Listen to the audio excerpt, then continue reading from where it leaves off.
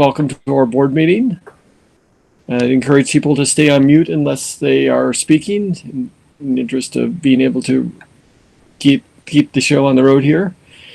This meeting is being recorded and will be available later on the website, thanks to our marvelous Mike Finkel and Sarah.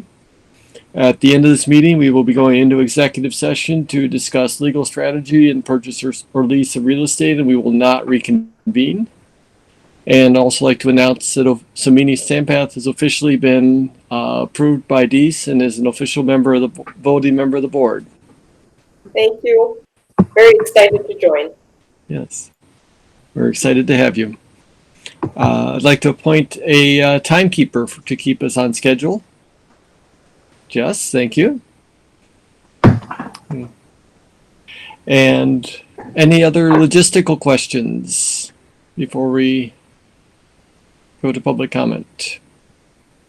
And Cindy mentioned that Cindy would be leaving the meeting at 7:30 to attend another important meeting. So just to let people know that that's going to occur. So with that, Liz, do we have people that reached out to you ahead of time for public comment? No, I do not have anyone lined up for public comment. All right. Anybody wishing to speak in public comment to the board?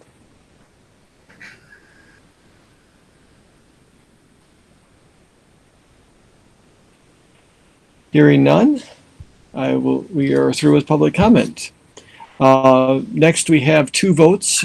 We have the votes to approve the meeting minutes from July and from August 6th. So has people had a chance to review the minutes? I have, Roger. Yes. I have a text from Jill saying, can you ask Sarah to unmute me? I'm on my phone. Is it the phone number ending in 87 or 12? Jill's number ends at 87. All right, Sarah, can you unmute the phone number ending in 87?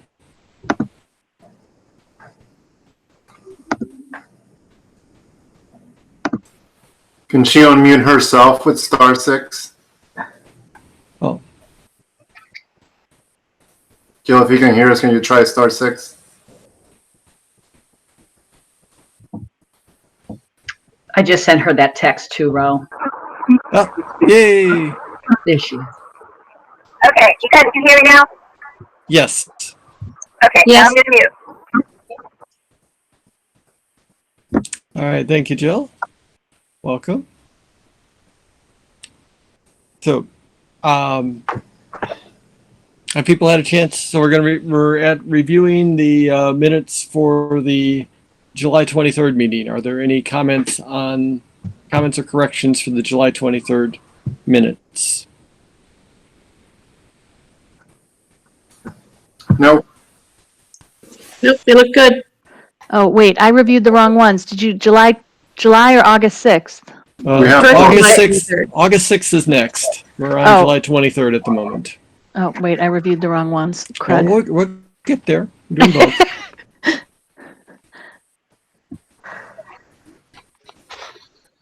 How do I find those? Go to the agenda, it'll be highlighted. And board on track. Yeah. They're both in the packet.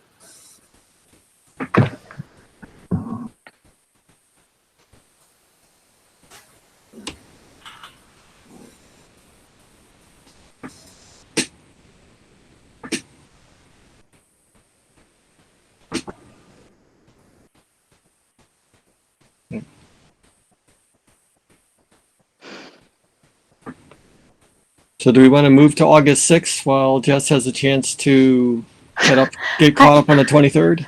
I think I'm looking at the agenda, but I'm sorry.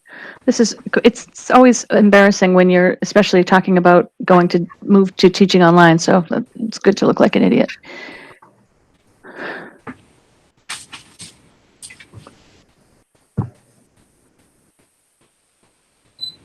Do you see them?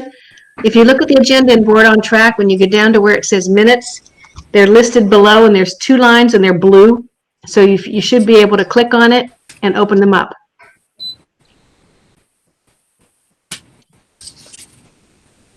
And they'll download if you want to download, or just bring them up. I don't see anywhere where it says minutes.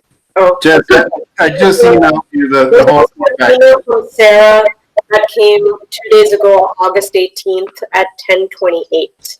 That's the one that had the link directly to the minutes. Oh, okay, maybe she's in the wrong one. Jess, I just emailed you the whole board packet. It has both minutes and everything else for this meeting. Raul to the rescue.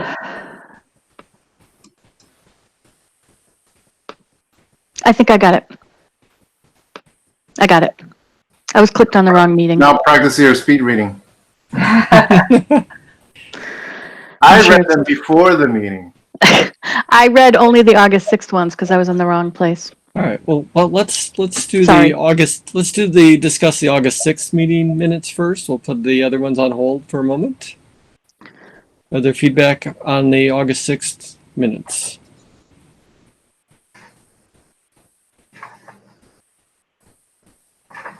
I can motion to approve. I second. It's Cindy. So Raul with Cindy seconding to approve the minutes for August 6th. Roll call vote. By the way, Sumini, you're following Nick in the roll call vote order. Okay, Just to thank you. let you know. Raul, Yes. Jill, Yes. thank you. Kristen, Yes, approved. thank you. Liz,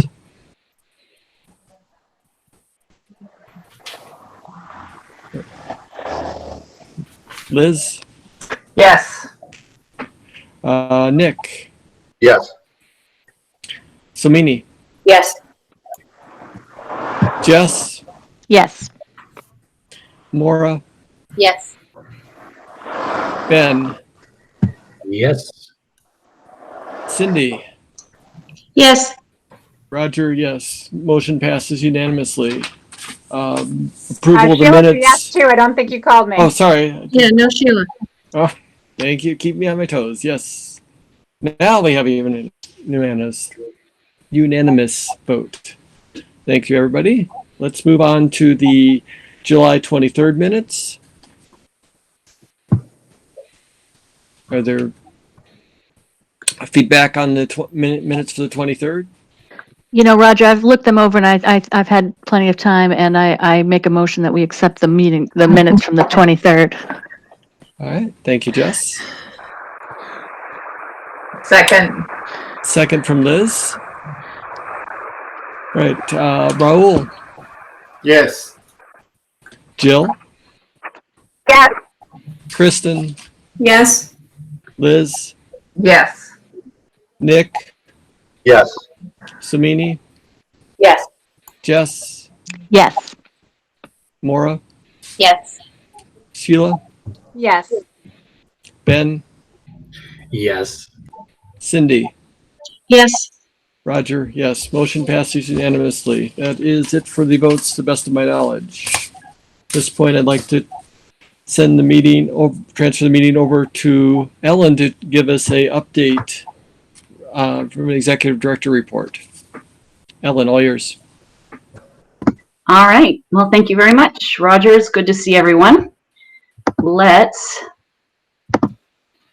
try to present.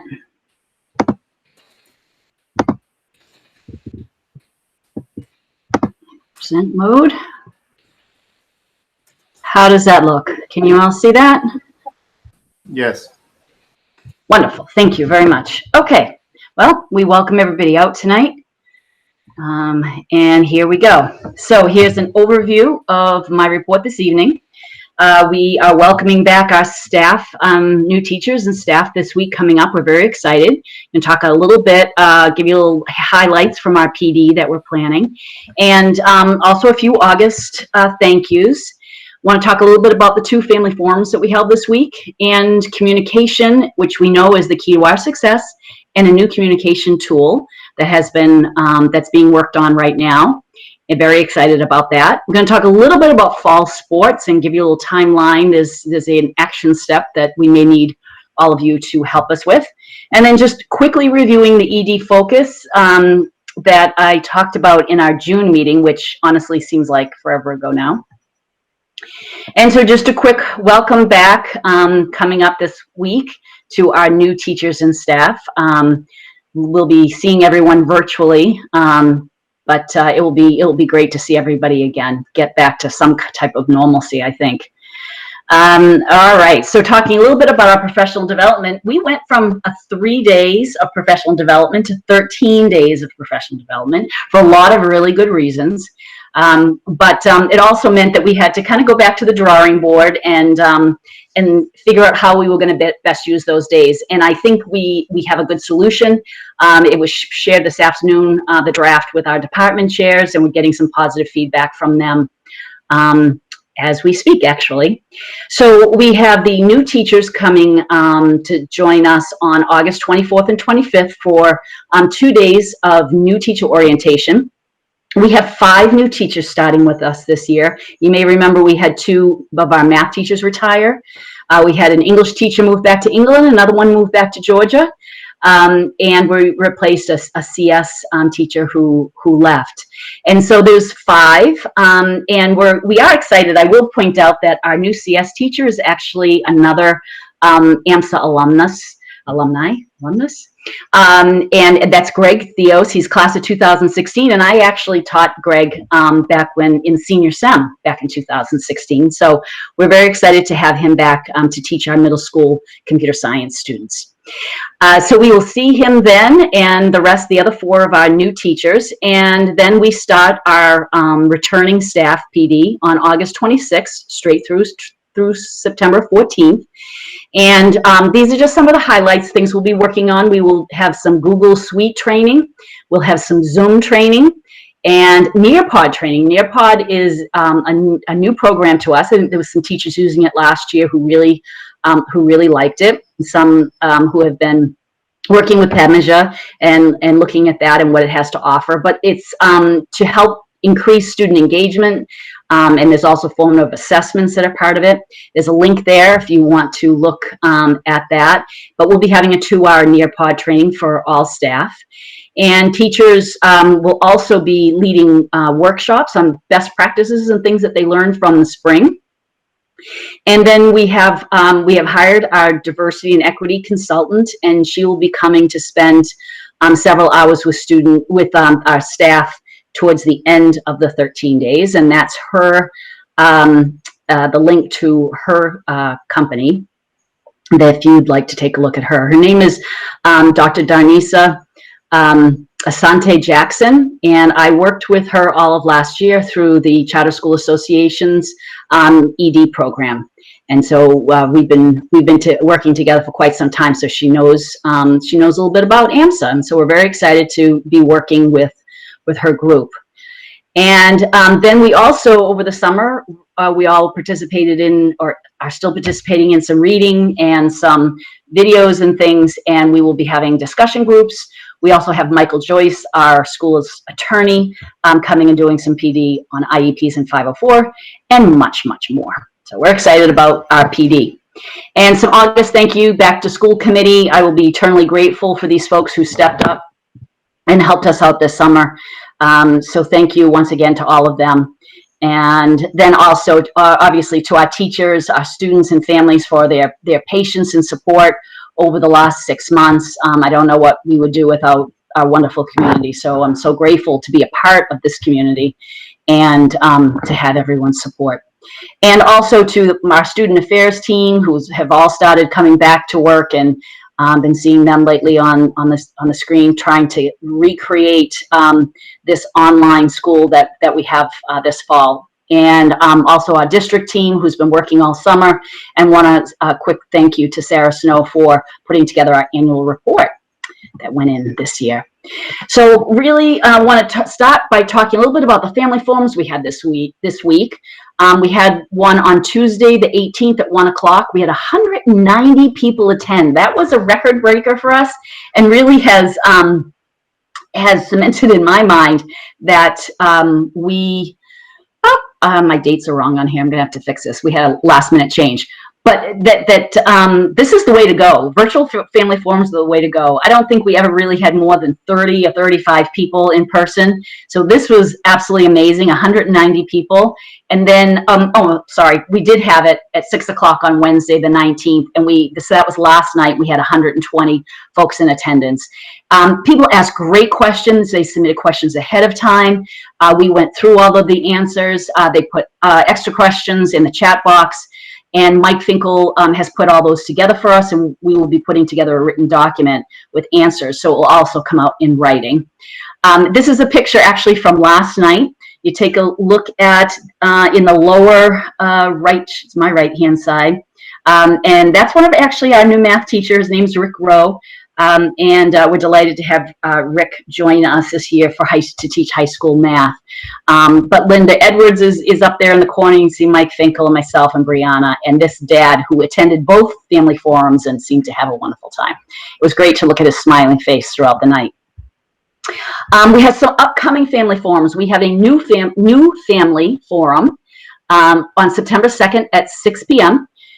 We will be doing another family forum to follow up on the ones we had yesterday, just because we're going to have more information, and because there's still so much that's kind of being formulated and cemented. So we're going to do another one on September 8th at 1 and 6, and then from that point on, we will continue to have them monthly. We are also going to have student forums. Give students an opportunity to ask their questions. We had students that came last night in particular, which was wonderful. And we want to offer a separate forum for our 12th graders. And you can see that will be on September 3rd. Then we'll do one for the 9th through 11th graders on the same day, but at 1:30.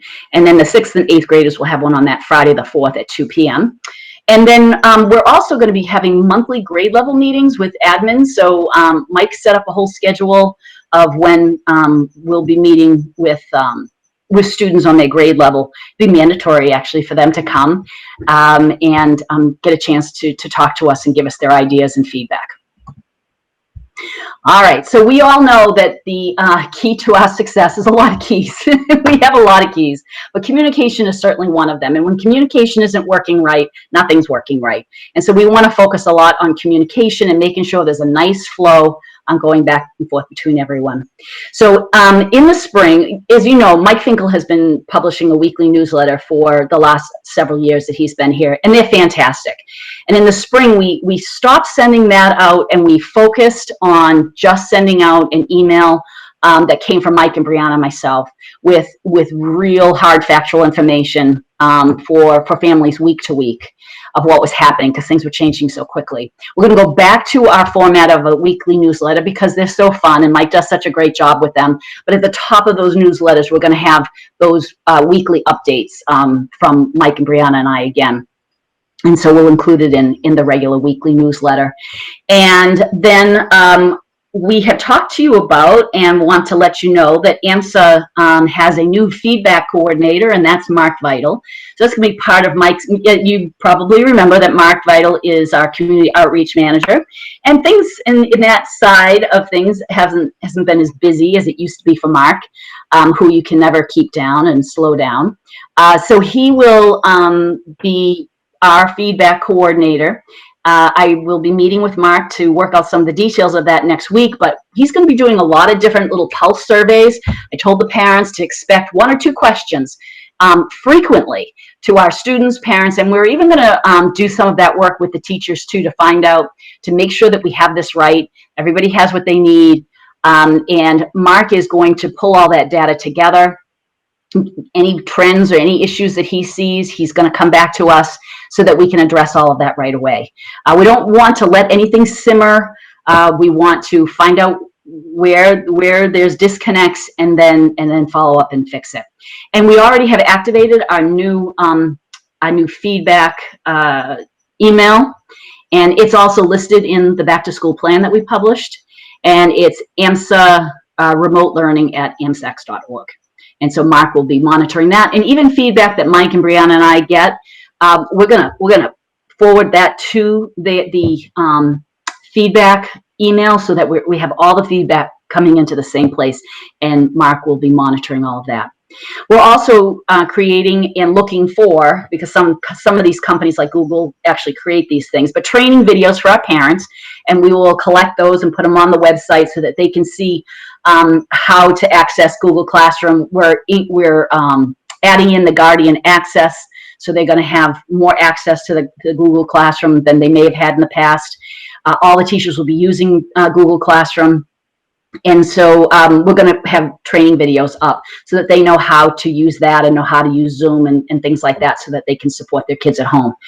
And we're also talking about virtual back to school nights. This is an example of, questions and suggestions that are made by our parents, things that they would like to see happen that we may not think about, because we don't think about everything, because there's so many things coming at us all the time. But this was an idea that popped up that we really like, and it's one example of how our community is going to work together during this time to continue to support each other and to help make this better.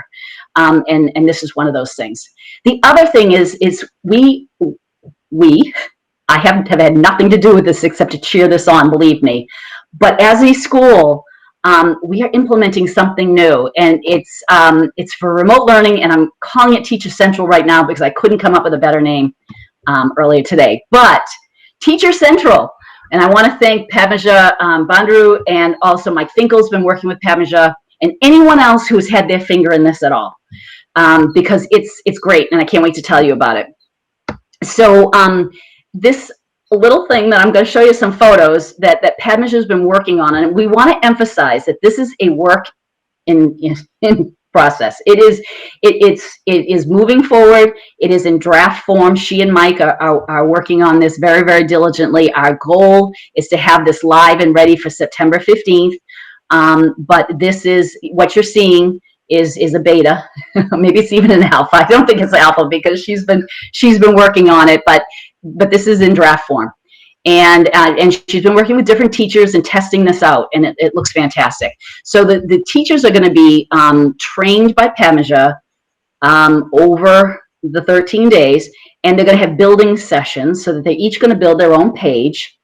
And there'll be a page on the website with all the teachers listed, and the parents and the kids will be able to click on a teacher's name. And there's going to be quick and clear access for all in one-stop shopping. I think it could solve all the problems of all the communication issues for years.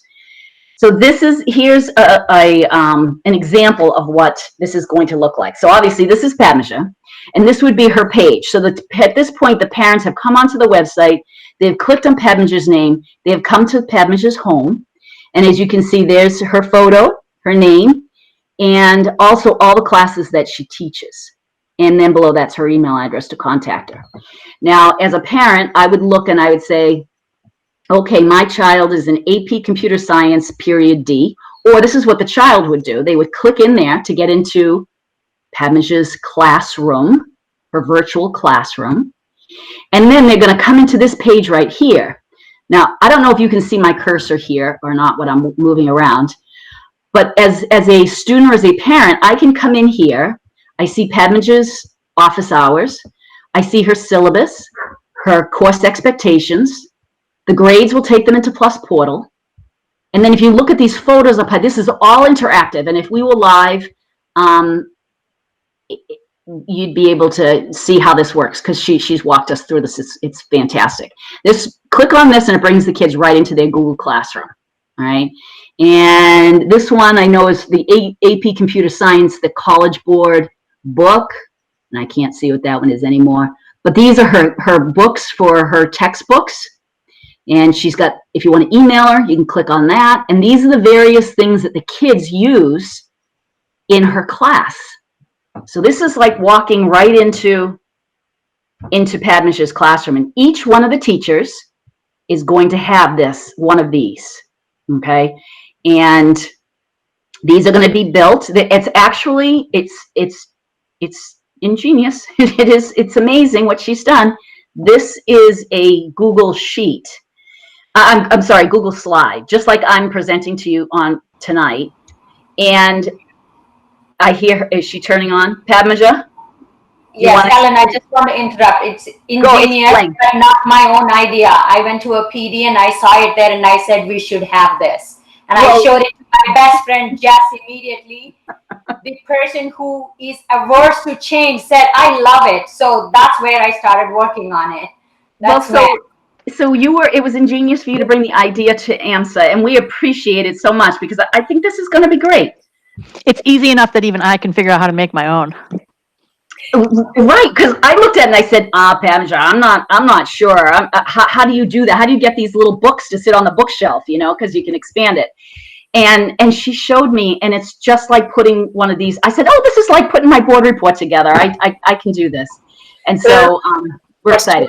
Sure. Padmaja, what are the security aspects of this in terms of access?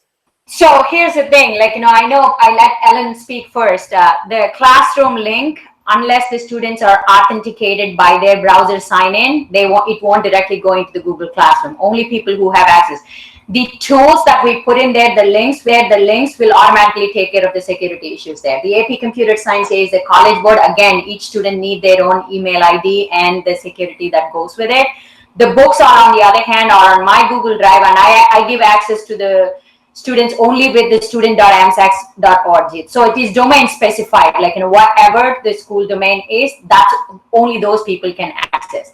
But this is more for the parents to say, okay, the kids are struggling where to find information. This is a one-stop place for them to go and take a look at everything. If the parent wants to send me an email, click on the envelope over there. It actually opens up the Google Mail and it directly addresses p.bandar@amsax.org, and they can just start typing in and hit send.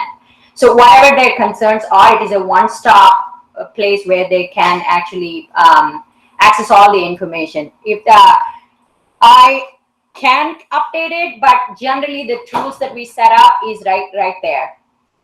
So what we use in our classroom. And Jess, you want to add anything over there? Yeah, I'll just add that one of the reasons Pamaja brought me in as one of the testers is she's techie and I'm not, so that makes us a little yin yang on that. We work well on that, but when it's very user friendly and it's teacher friendly, it's parent friendly. Teachers are going to one of the frustrations parents have is it's all over the place. Every teacher does it differently. Some teachers update, some don't, but this will sort of still allow teachers a lot of freedom in what they do with it, but still provide some uniformity so that communication is just so much more consistent. So I was really excited about this when she showed me, and like I said, it was easy enough that even that I could do it quickly and easily myself. So I think it's going to be a really helpful tool for us. Yep. Any other questions from anyone? It's very, very exciting. It's one more example of what our AMSA community does when we work together. It's like Nexus and Lighthouse and it's people who really care about our community coming together to make it better. So anyone else have any questions before I hit the next slide? Okay. All right. So quickly about fall sports. So this week we received some joint guidance from the Department of Education and MIAA, which was released on August 18th. So just 2 days ago.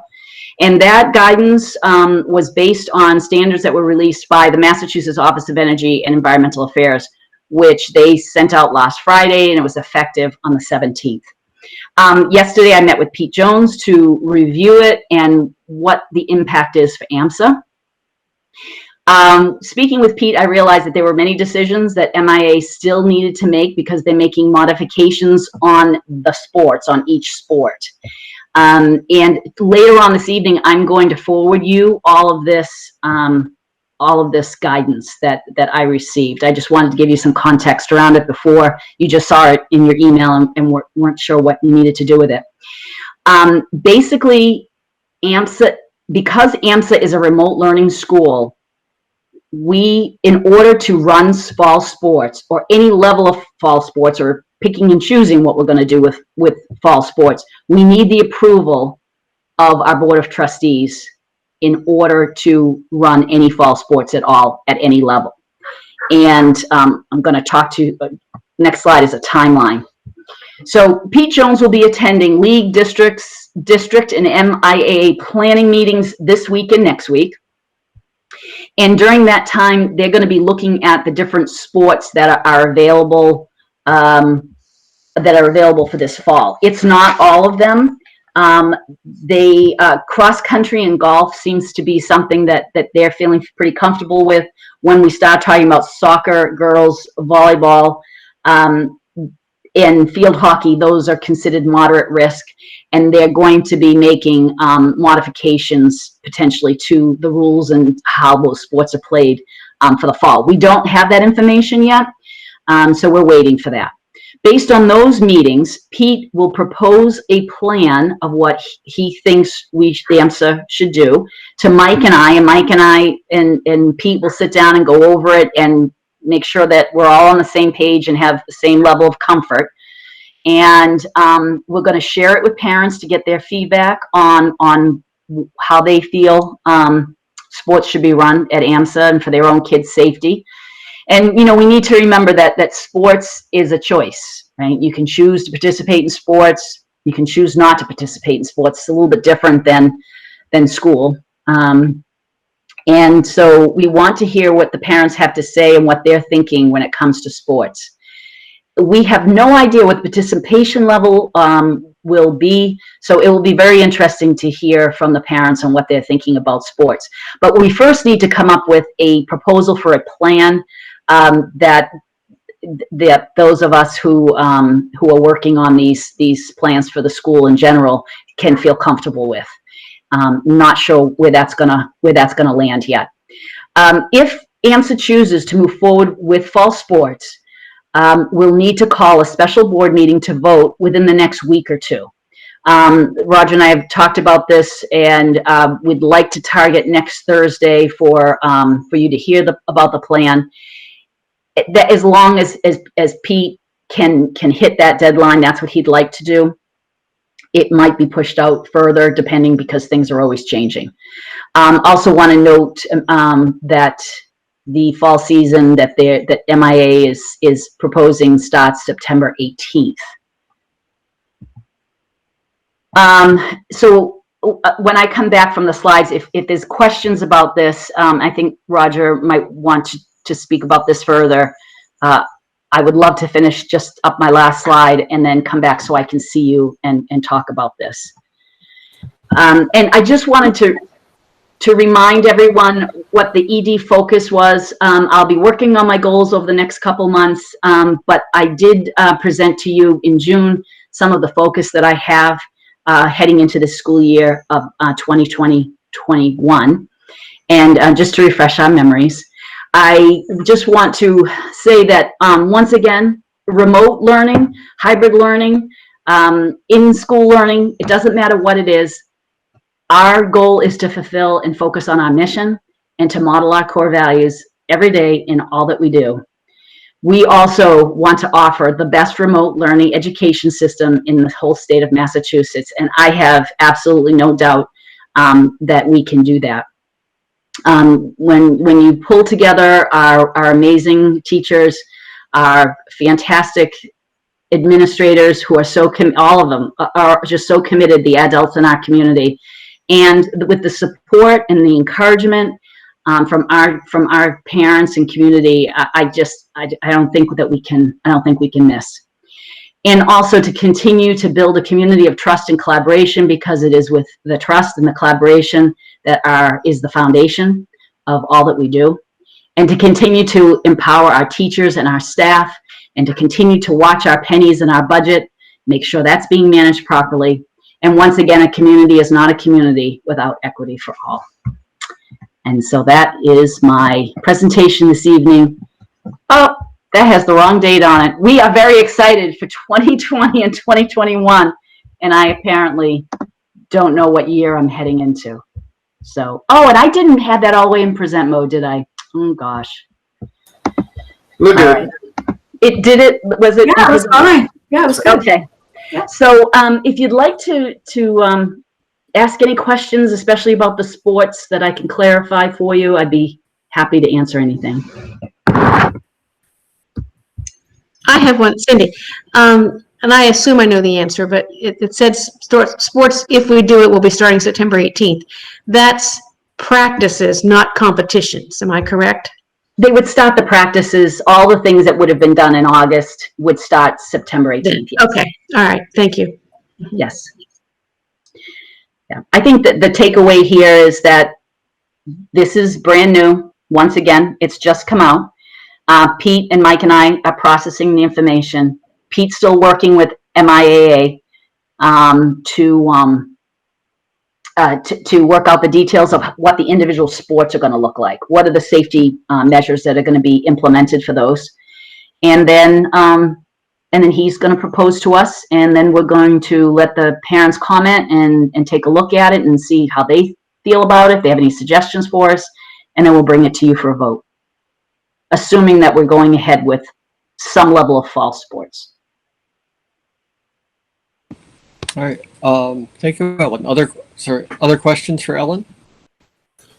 Just to clarify the timing on the vote, you just said it depends on the readiness of that plan, right? So we're shooting for next week, a week from today, but you'll confirm.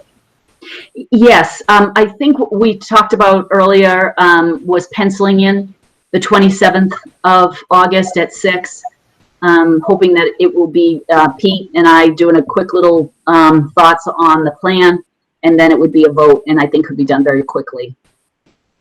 Do you need criteria to make it any simpler for us to vote on that? I mean, will you have like any financial impacts and all that kind of stuff, or will you just present, all those kind of things? Sure, we can do that.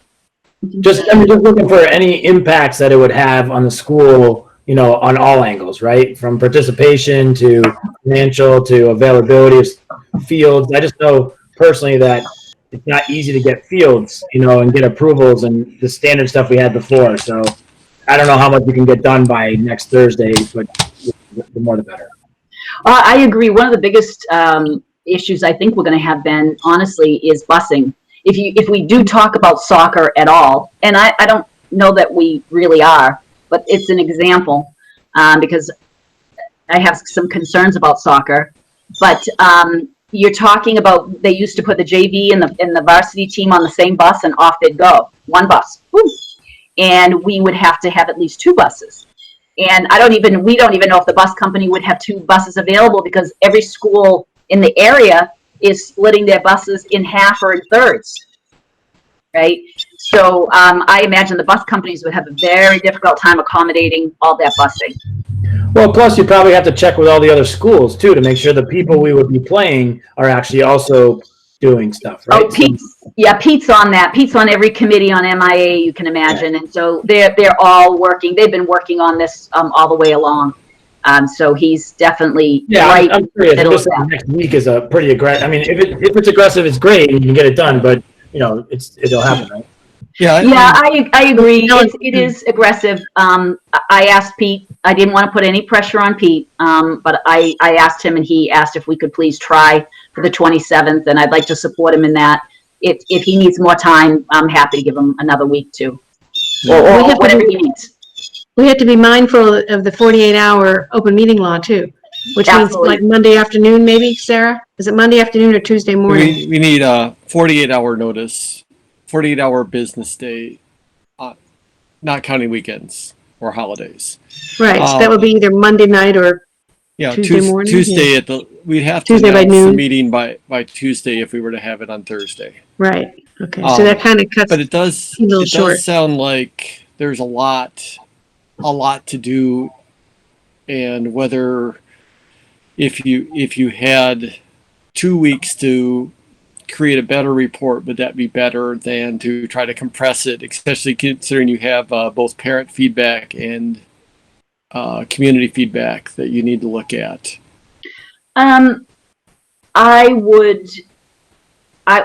guess my suggestion was what we spoke about earlier, which is post the meeting. If we have to cancel it, we can cancel it, but post the meeting and see what Pete can put together, and we'll help him with the financials and Leanna and that on that side of things. I think his main focus at the moment is the sports side of things, and so that would be my suggestion. I'd like if we're going to do it, he would like to get it moving as quickly as he can, and thinking too about parents. It's signing up. It's all of that process that would have happened already, All right. Well, like I said, yeah. So, board members, can you save a week from today at 6 p.m. for a virtual meeting?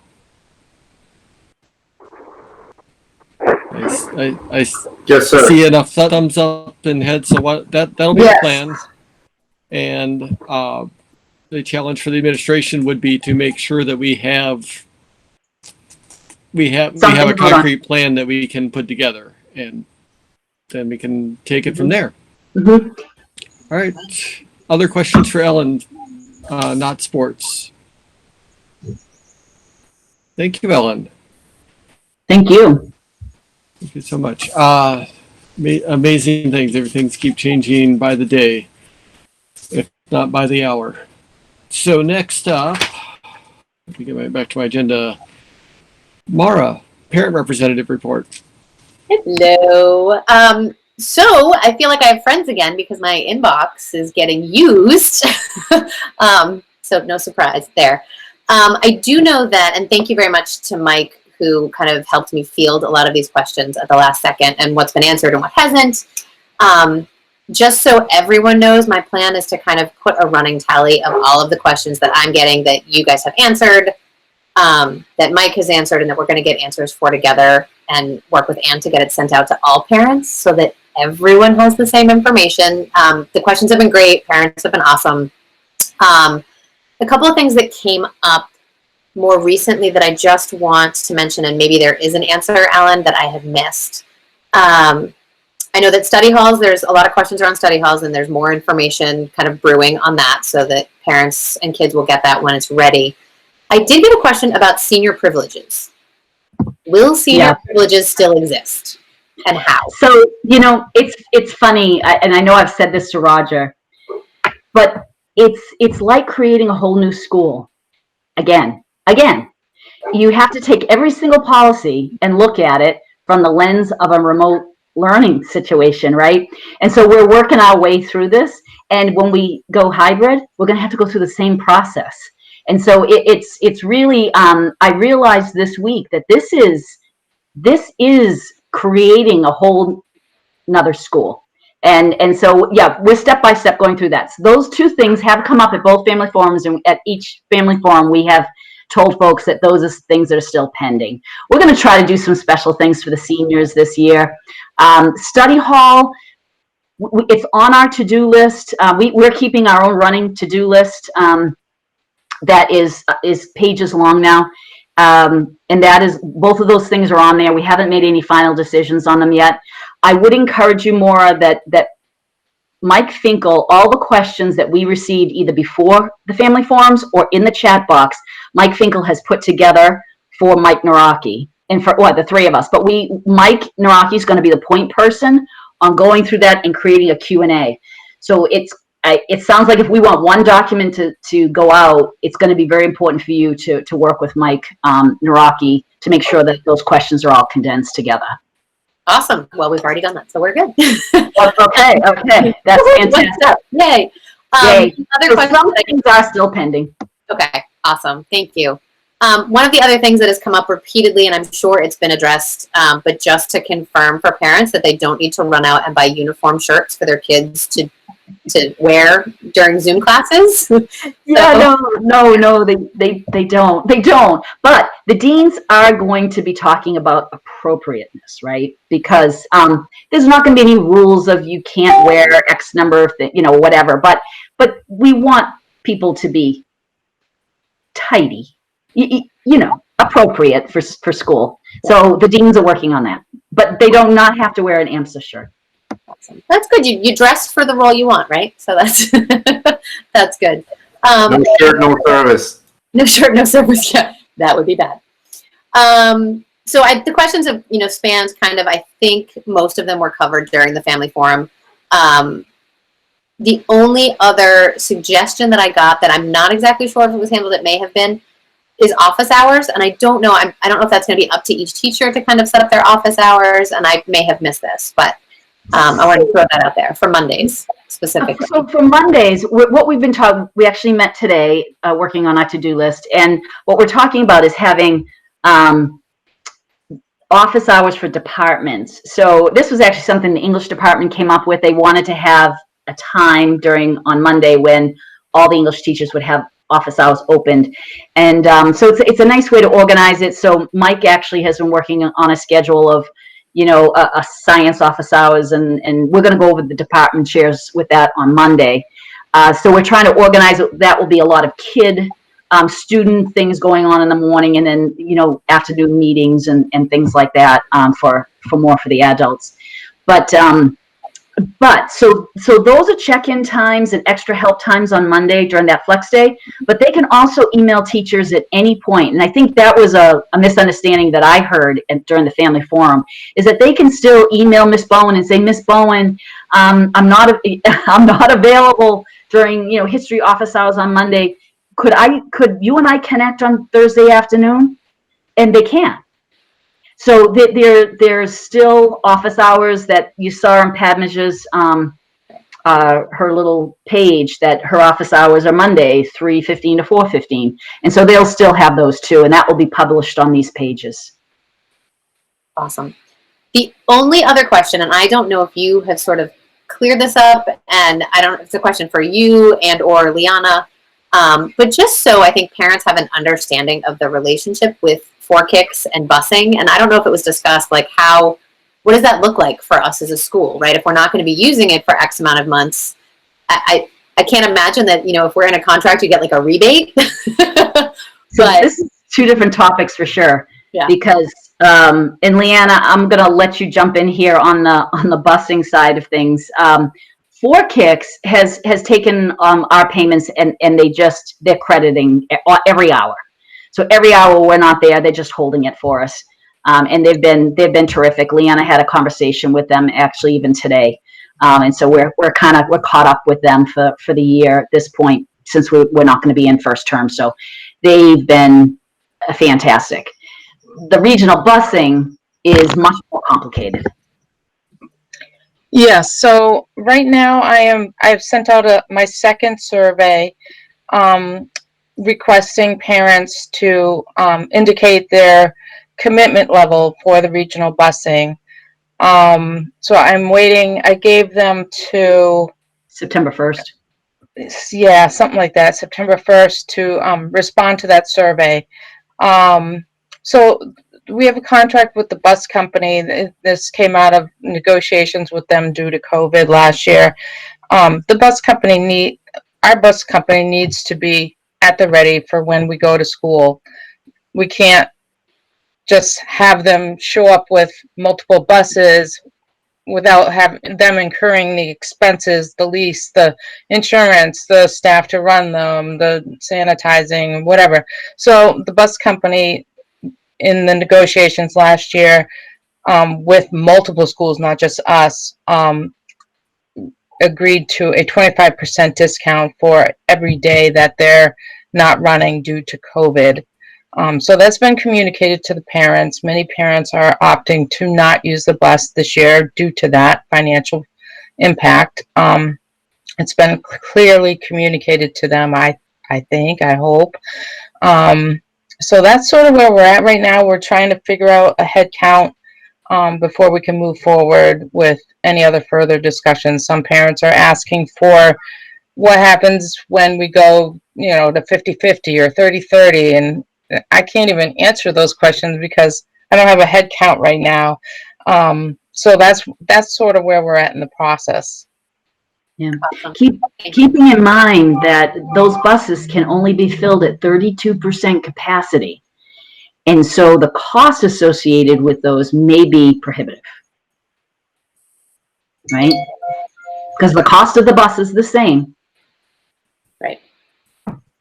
Well, the question is, too, if you have the demand, and that would, are we going to pass 100% of that additional cost on to the parents, or does the school decide that they want to pick up some of that cost? I think that's an option, right? That the school has to consider. It is. Yeah. And it's on our minds. Yes.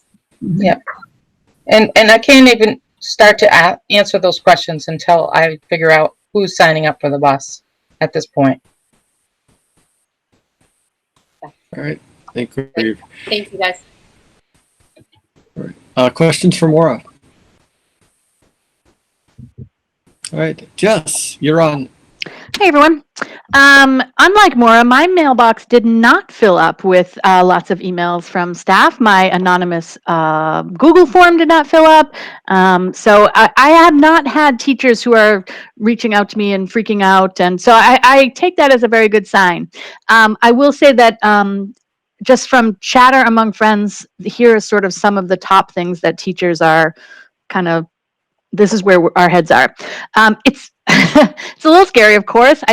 More than one person has commented to me that they feel like a first-year teacher all over again, and I think that that's just. I feel like that. I feel like I've worked so hard. I feel like I need a summer vacation to recover from this summer, because there's just been so much work to get ready to deliver online content. And once we had that decision that we knew that that's where we were going, that really freed up a lot of mental space to kind of be like, okay, now I know what I'm doing. Now I can really concentrate. Some of us have been poking around Nearpod and figuring that out. And what's really, really lovely, and one of the reasons that I love teaching at AMSA, and I've taught at traditional district schools, I've taught at parochial schools. This is not my only teaching experience.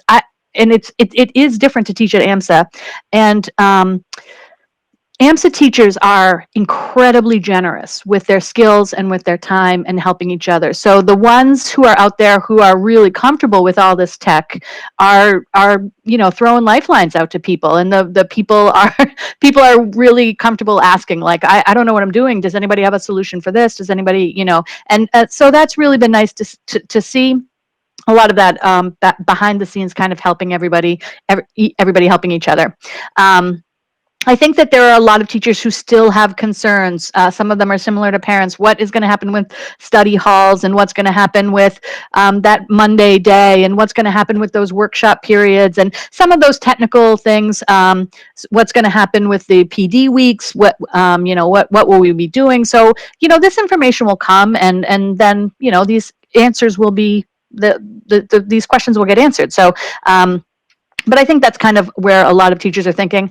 I think childcare continues to be a concern for many teachers. Of course, knowing we're remote has put like a 2-month pause on that, but teachers are still concerned what will happen as that remote, if we go to a hybrid. My school where my kids go is different from AMSA where I'm working. So I think that remains a hurdle that that's just a worry for some teachers. And I know that Ellen and her team are sensitive to that, and they're going to do their best to work with people. But, until that sort of plan is in place and everybody knows what's happening, it's really just something to kind of worry about. And it's a problem that's, we don't really have an answer for it yet at this point. So, but that's kind of where we are. I think teachers are, like I said, now that we have an answer and we know what we're doing, I think most teachers feel really comfortable about that.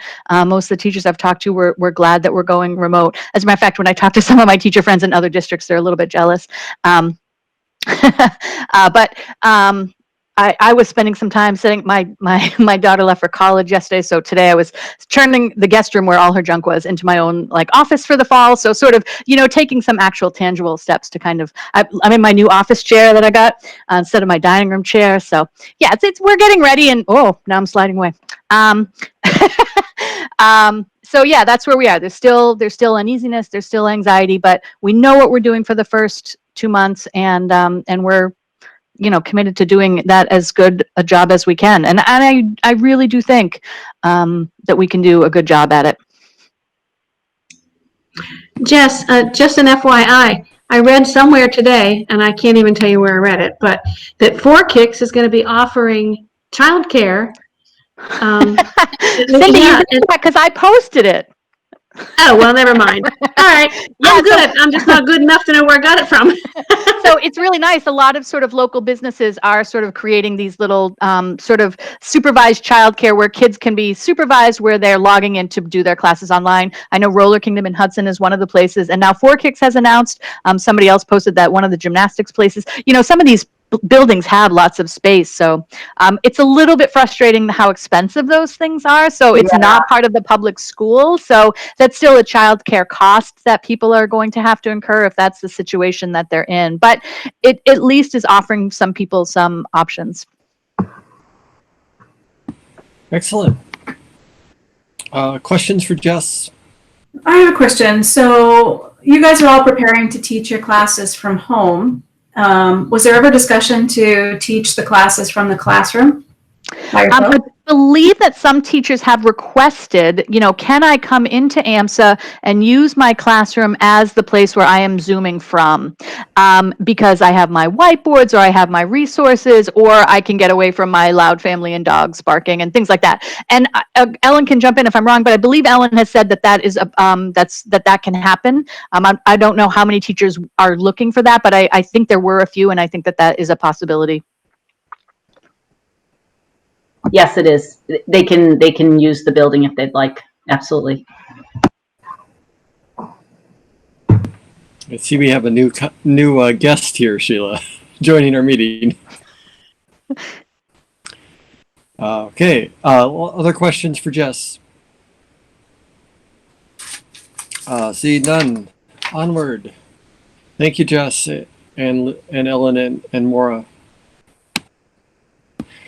Chair business. I've got three things. Well, we sort of dealt with the meeting already. One new piece. We're planning, just sort of announce that we're planning to go to using Zoom as our default for meetings going forward. So I encourage committee chairs to use Zoom for your meetings, and all future board meetings will be done in Zoom. And with that, I'll pass the baton to Liz to talk both about the diversity inclusion and the ED evaluation task force. Roger, do you mean future board meetings until we can meet in person, or do you mean future, is this more of a permanent move that the board sees? No, eventually while we are allowed to be virtual per the state governor's direction, we will be using Zoom in place of Google Meets for facilitating our board meetings. Eventually, and we will probably, and for those people who participate remotely in a future board meeting, we will continue to use we will continue to use Zoom to facilitate that. But eventually the state will say that we will be meeting in person for board meetings, in which case the majority of the board would need to be present physically in the meeting. And I'm looking forward to that, hopefully sooner rather than later, when it is safe to do so. Does that answer your question? It does. I think if it's, as we move to hybrid, if it's safe for our kids and teachers to be in the building, then hopefully it will be safe for the board. So I just, but you just said all future board meetings, so I just wanted a little clarity. Yeah. Thank you. Other questions? So, Liz, you have the floor. Okay, thanks, Roger. So we are going to do a diversity exercise, but it's not going to be tonight. So we just wanted to make sure it's basically leaning more towards equity than diversity. It's a combination of the two, I guess.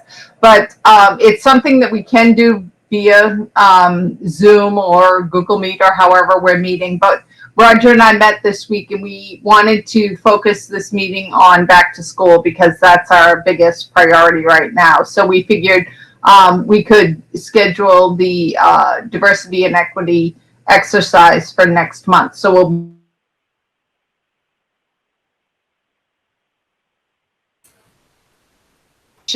we have that report.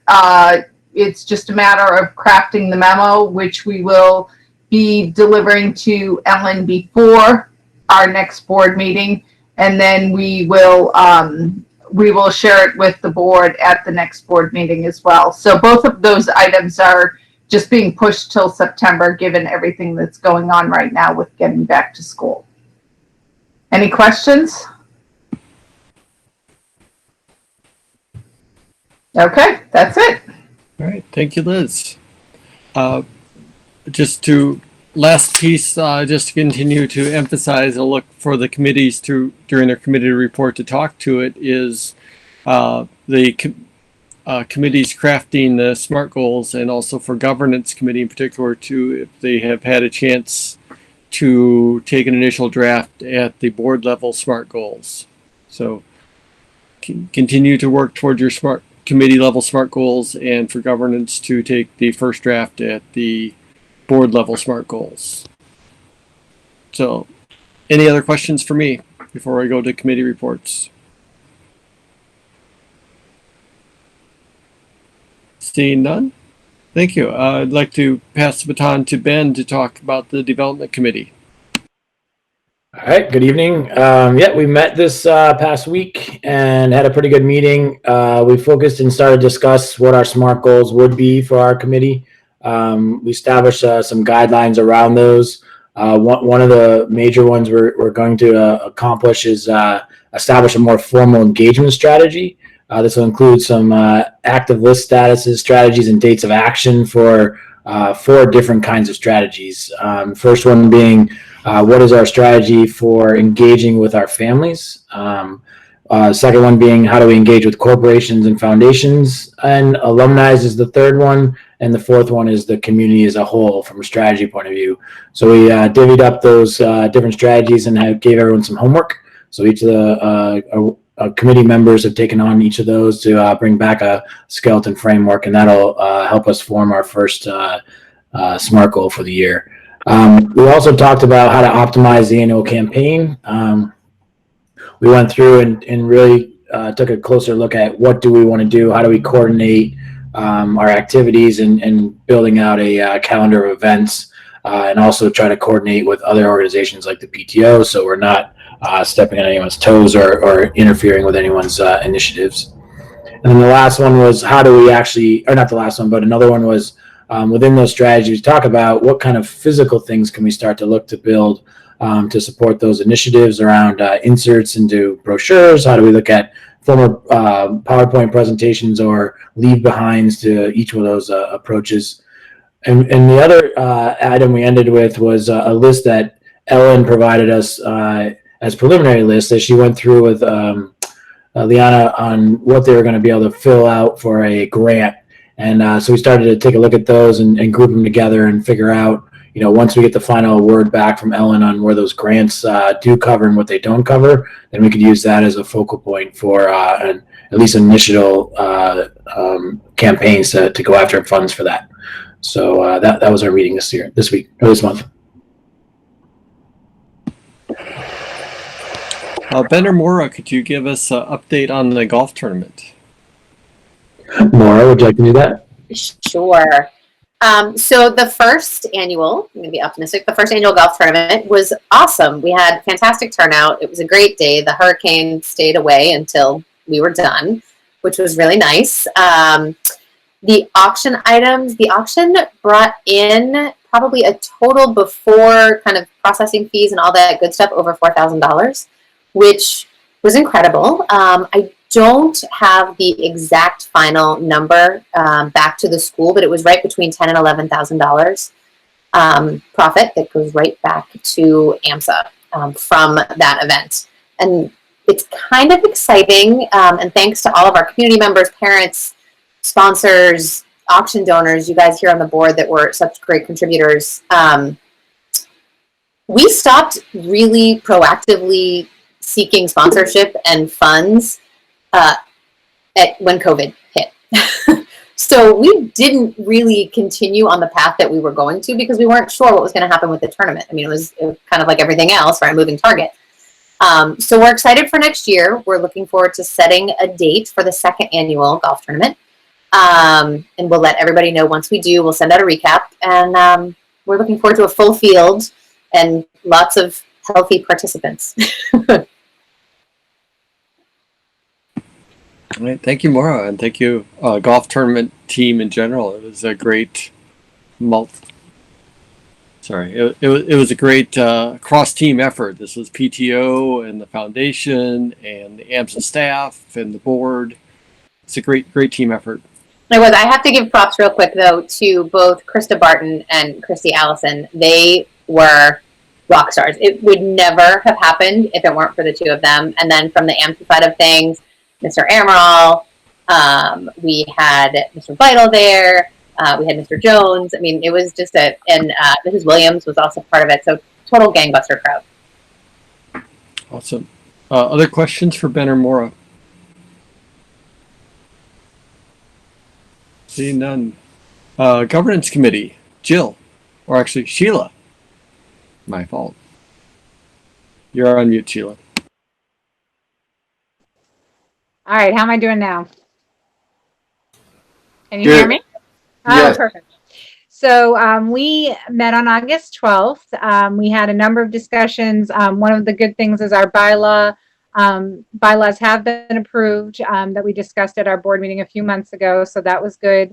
Kristen and I and Jill will continue to work on the investment policy. We did start talking about both our board SMART goals and our committee SMART goals, just so you know, Roger. I think we're modeling the way and on task for that. But the main topic of conversation was our Board of Trustees self-assessment and what we can glean from that. And to that end, I'm going to actually pass it over to Raul to do some talking on that point. Raul? Yeah, thank you. So here's what we discussed, and hopefully it will be a good way to summarize what we saw in the report. I'm going to do something, hopefully it's helpful. I'm going to share my screen from Board on Track.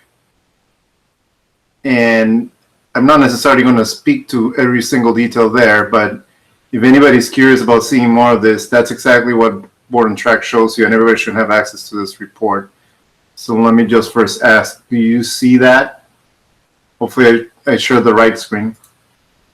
All right, so here's the highlights, and this is, again, what we discussed was the highlights, and what I would hope that we can at least start a conversation around is, what are we going to do about those highlights, right? So on the positive side, things that kind of stood out to us was, first of all, ED support. The fact that we had a board-savvy executive director and the executive director agrees with us as a board in that regard, that we work together well. So that's what we mean by executive director support and evaluation, which is one of the areas here. Second thing that we highlighted on the positive side was academic oversight. How does the board do academic oversight and the role, especially with the education committee and whatnot? That's, again, highlighted positive in the self-assessment. And the third one was board recruitment.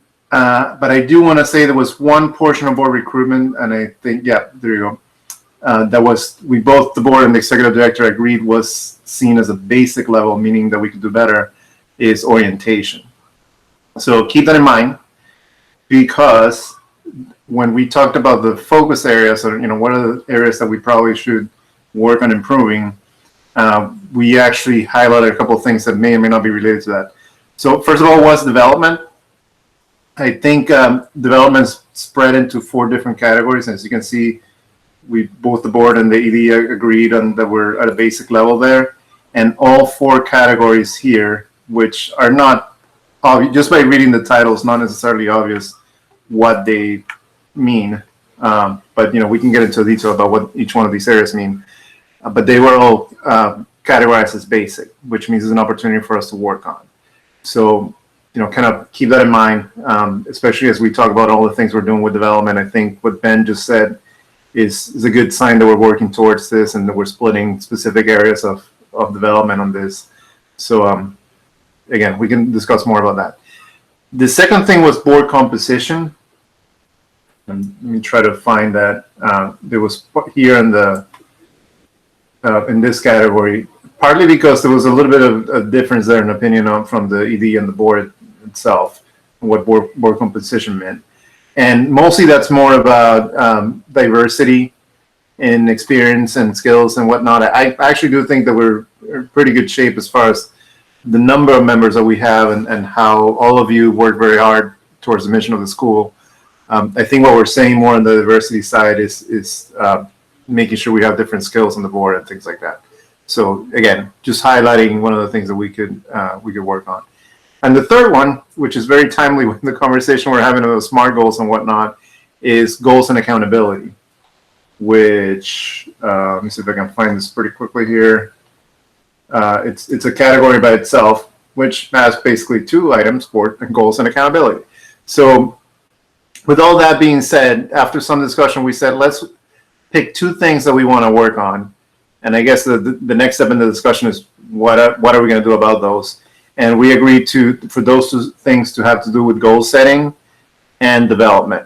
And again, development goes back to making sure that we have a philosophical alignment with the school staff and with the foundation and with all the different stakeholders that have to do with development, but also that we're executing to meet the development goals and the kinds of things that Ben talked about. So that's the shortest I can summarize that whole discussion. Again, as you might assume, it's all about what do we do about it as opposed to just knowing where we are, right? So that's, I think, where we can take it next as a whole board. And I would love to hear people's opinion on whether these areas are ones that you want to focus on or not, and then take it from there as far as action items. I don't know if anybody else from governance wants to add anything that I may have missed.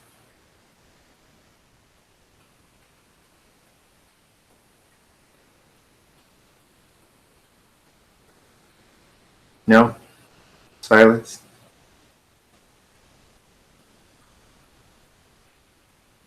So with that, I'll turn it back to Nick. Are you saying something? You're on mute? Or? No? All right.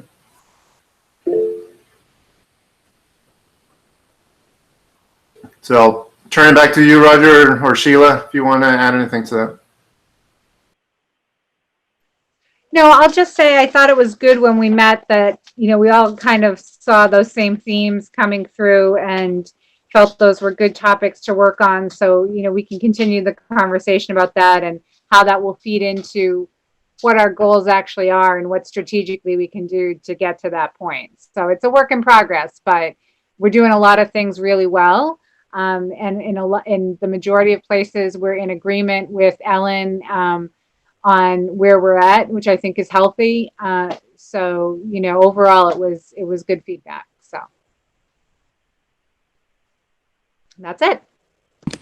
Great. Any questions for governance? All right, no questions. Finance. Kristen, all yours. Thanks, Roger. So finance met this week also, and as always, finance has probably the most robust meetings. Ellen is always so excited to leave them 2 hours later every week, no matter what we do every month, to try to keep it quick. Because everybody loves money, like she said. We did talk about our goals. We have some good ideas to submit to the governance team. We talked a lot about policies and controls.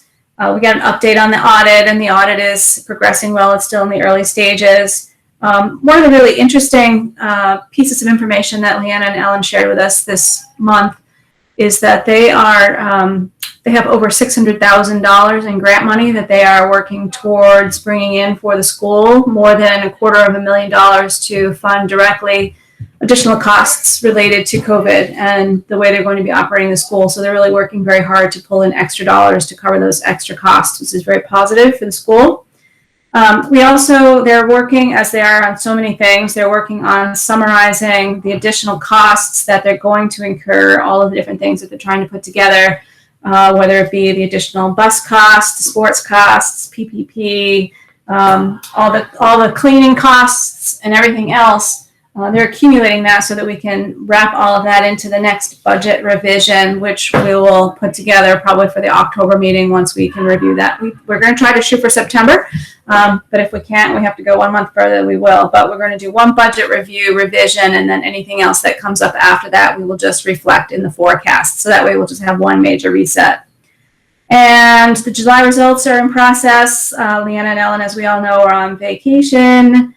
And we also talked about approving the consultant for the teachers related to Debbie, our diversity and inclusion consultant. So we also talked a little bit about that as well as we discussed earlier in Ellen's report. So pretty robust meeting, very good, very helpful, and as always, looking forward to supporting the school with the financial needs that they have to make this that excellent school year.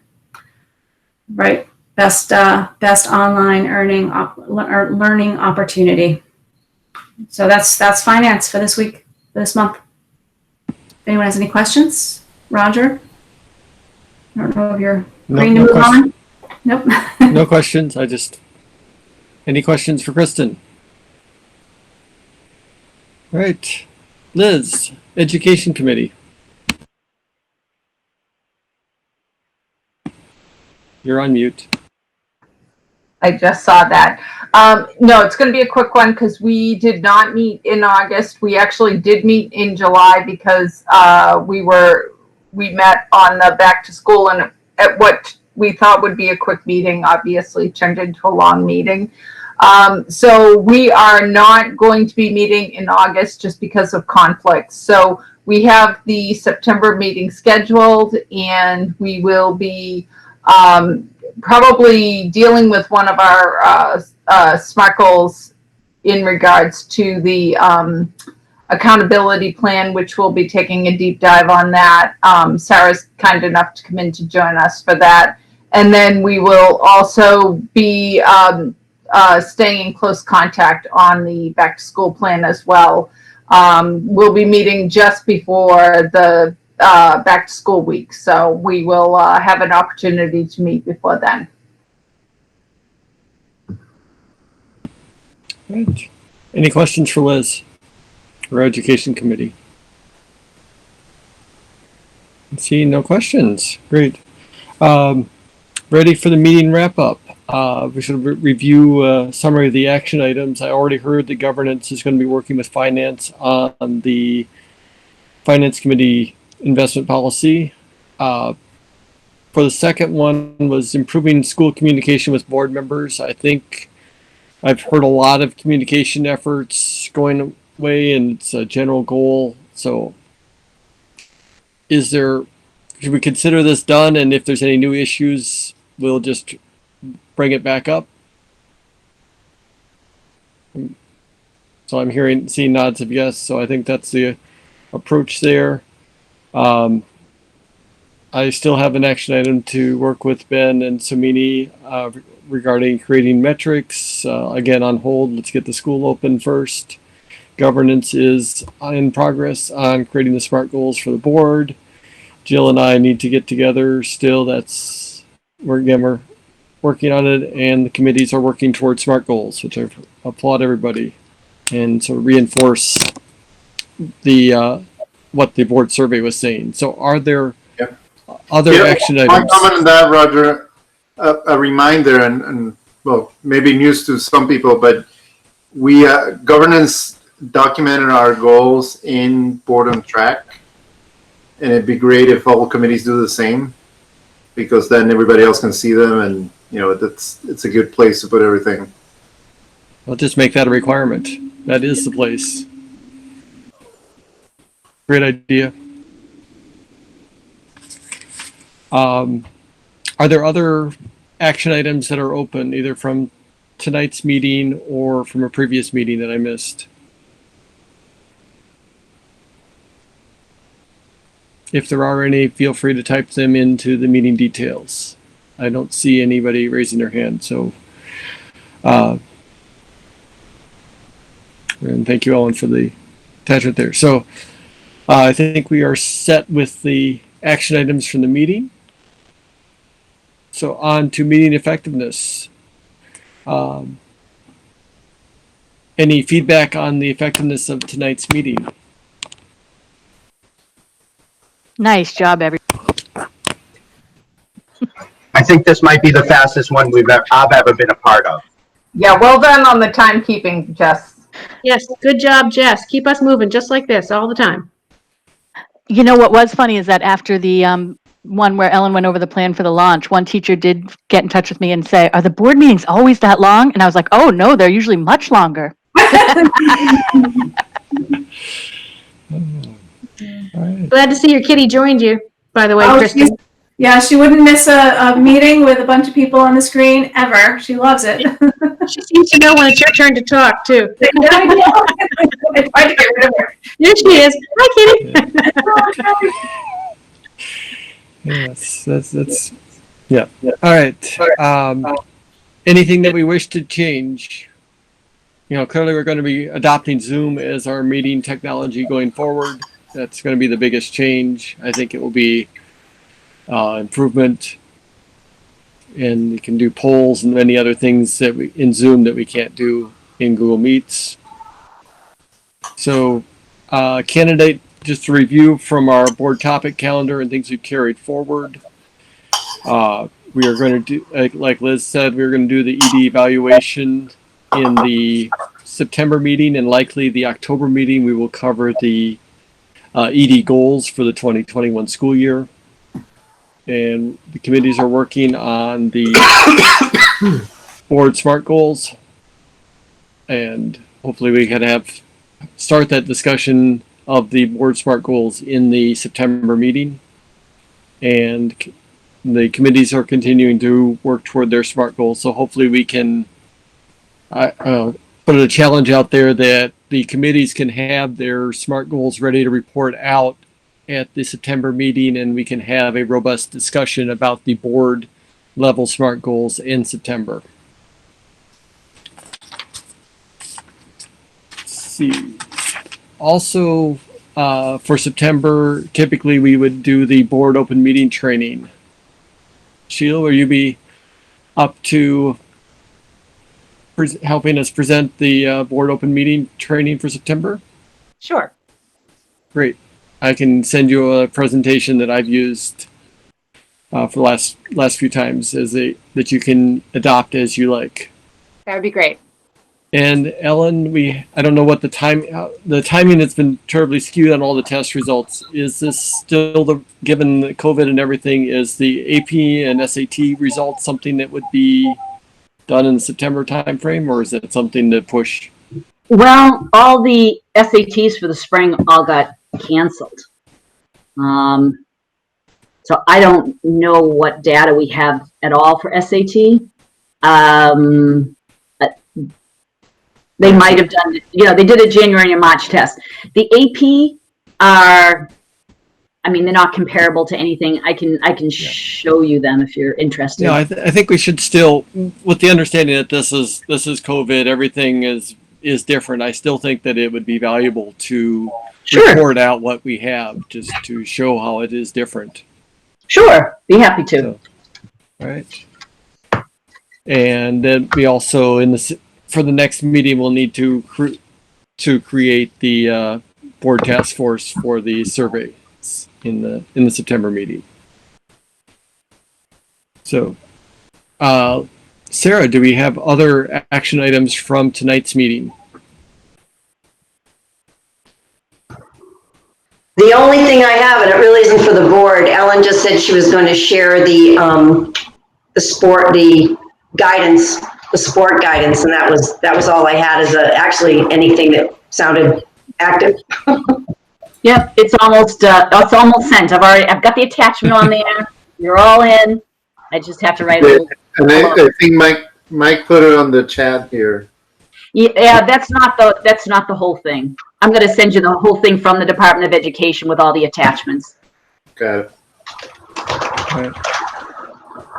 And then I have the action item to schedule and create an agenda, which will have two topics in it. The agenda for next week's meeting will be only discussing sports. There'll be a public comment, and then a board discussion of the sports for next week. So save the date, and we'll work it from there. Any items before closing? I'm just saying that actually, I just looked at Mike's link is 3 pages. I got like 30 pages for you. You're all set. All right. Thank you, Ellen. Looking forward to it. All right. So at this point, I'd like to ask for a motion to go into executive session to discuss the purchase or lease of facilities and legal strategy. The following people will be joining us for this. That would be Ellen, Liana, Mike, Mike, Lisa. and Lisa. I also O'Connor. want to mention that you got a Zoom link for this. We're going to practice on Zoom for the executive session. So if you have any problem, text me. So I would make a motion to move to executive session. I'll second it. So Sheila has made the motion to that we would go into executive session. Actually, I'm going to combine these two together. We're going to vote combination to adjourn the public meeting and go into executive session to discuss the purchase, lease of facilities and legal strategy, because discussion in open session would be detrimental to our position. And it has been motioned by Sheila and seconded by Liz. So, discussion? Do you need a roll call or anything? We will do, as with all votes, we will be doing a roll call. And this one would require a roll call vote anyway, even if we were in person. Seeing no discussion. Let's see, it is 7:30, so we'll give it. So, voting, Raul, Yes. Jill, Yes. Kristen, Yes. Liz, Yes. Nick, Yes. Somini, Yes. Jess, Yes. Maura, Yes. Sheila, Yes. Ben, Yes. Cindy. Oh, Cindy had left the meeting, so Cindy left the meeting at 7:30. You can just record that. She is not voting. Ben Hamill. Yes. And myself, Roger, yes. Motion passes. Meeting is adjourned.